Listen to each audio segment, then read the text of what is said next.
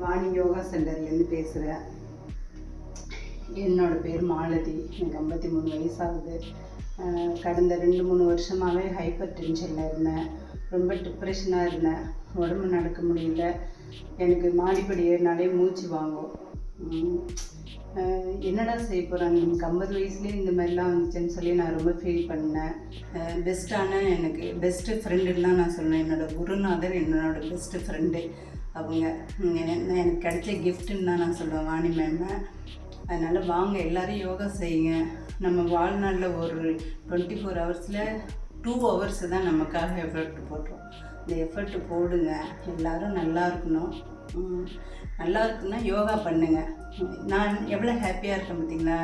நான் பேரன் பேத்தி எல்லாருமே எடுத்துட்டேன், கல்யாணம் பண்ணி கொடுத்துட்டேன் பசங்களுக்கெல்லாம். நான் ரொம்ப ஹாப்பியாக இருக்கேன். இதை நான் முன்னாடியே எனக்கு தெரிஞ்சு முன்னாடியே இதை பண்ணியிருக்கணும். இப்போயும் ஒன்றும் இல்லை, இது எனக்கு ஒரு கிஃப்ட்டு தான். நல்ல டயத்தில் தான் எனக்கு அது கிடச்சிருக்கு. நான் சாதாரண ஹவுஸ் ஒய்ஃபு தான், ஒர்க்கிங் உமன் கிடையாது. சூப்பராக இருக்கீங்க, யோகா செய்யுங்க. அதுவும் நமக்கு வாணி மேம் மாதிரி ஒரு கிஃப்டெல்லாம் நமக்கு கிடைச்சதெல்லாம் கடவுளுக்கு நான் ரொம்ப நன்றி சொல்கிறேன் அவங்களுக்கு. ஜிம்மோட எனக்கு யோகா பெஸ்ட்டாக தான் இருந்துச்சு. அது ஒரு போதை. அந்த போதை எனக்கு கடைசி வரைக்கும் நான் அது வேணும்னு தான் நான் சொல்லி போயிட்டே இருப்பேன். வாணி மேமுக்கு ரொம்ப நன்றி சொல்லுவேன்.